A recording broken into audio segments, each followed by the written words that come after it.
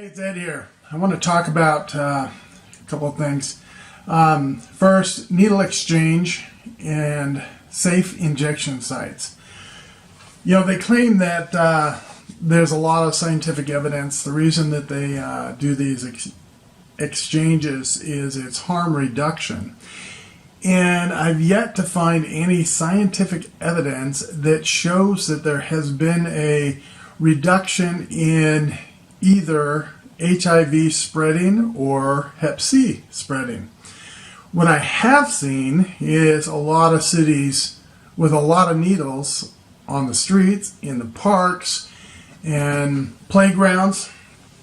You know, recently there was, over in Puget Sound, one of the parks, a 3-year-old got poked by a needle that was on the playground. It was buried in the bark, and they're playing around, and she got poked. Now she's going to have to go through all of the treatment, which is a big needle stuck in your stomach several times for weeks, I guess. I don't know. I've never had Hep-C treatment, but that's their concern. So now this poor kid has to go through this trauma of having a needle stabbed in her stomach every week for several weeks.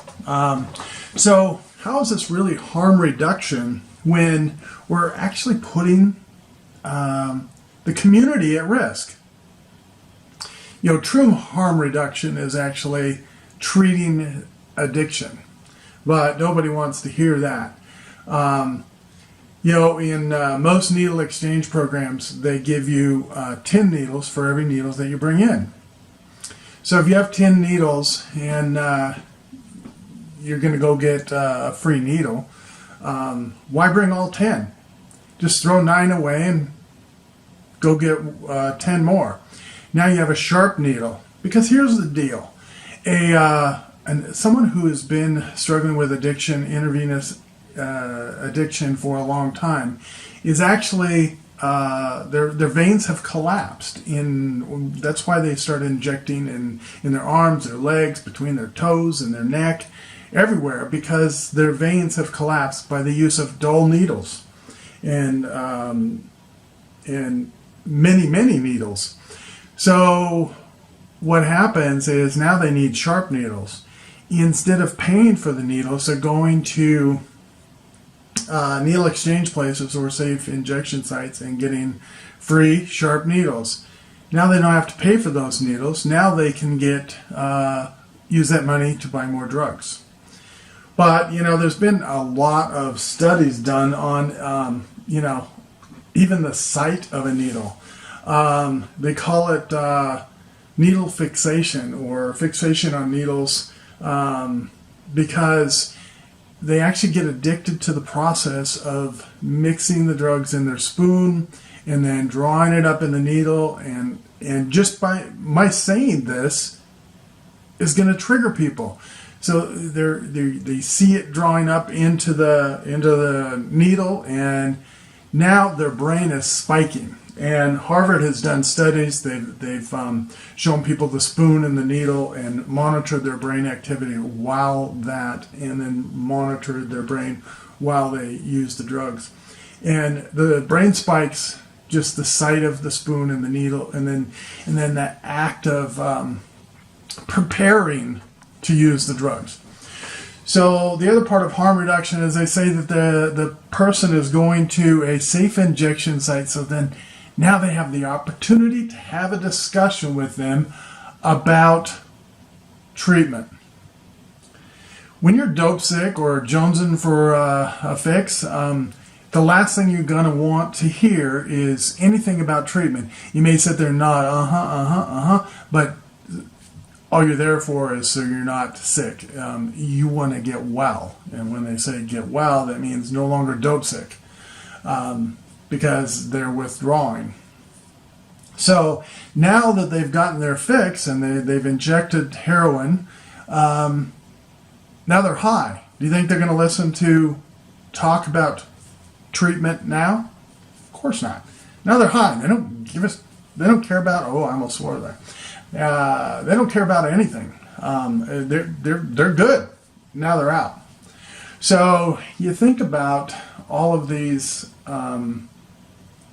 cities and putting in free needle exchange places and injection sites, and you wonder why there's so many needles on the street. Well, it's because they got them for free, and they don't have to bring them back. It's not like the old days when you bought a bottle of Coca-Cola. You had to pay a bottle fee, an exchange fee, to get your money back. There's no core charge for a needle. So they just, they get 10, throw away 9, bring 1 back, get 10 more sharp ones. Now they take them back to their camp, to all their friends, their new family, because in these camps they get a sense of belonging. And that's why they're involved in the camps, because it's become their family. They have no one else. So now they share those needles with their friends, the needle that they just injected in their arm. So have we created a situation that actually creates more chances of disease spreading? Because instead of having one needle that you're not going to give up, you're not going to let anybody use because you don't want it to get dull, you're going to share it over and over because you got 9 more in your backpack. So now that one needle gets passed around till it's too dull, it's thrown away. Out comes a new needle, that gets shared, thrown away, till now you go get more needles. So we've created a situation that is actually dangerous. We're putting our harm reduction is putting the community at risk, because we have, in the case of San Francisco, they give out 400,000 needles a month, and half of those come back, or so they say. It's really about 1/3 of those actually come back. The rest of them are found on the street. So there's about 4 million needles floating around every year on the streets of San Francisco. No wonder the EPA is concerned about all of this toxicity, human waste, and needles and everything running into the gutters, which run into the sewer, which run into the drainage system that runs into our ocean. So, you want to talk about environmental harm? Let's look at what we're creating. Harm reduction. Is it creating a hazardous situation, or is it doing more harm than good? Thanks, and have a great day.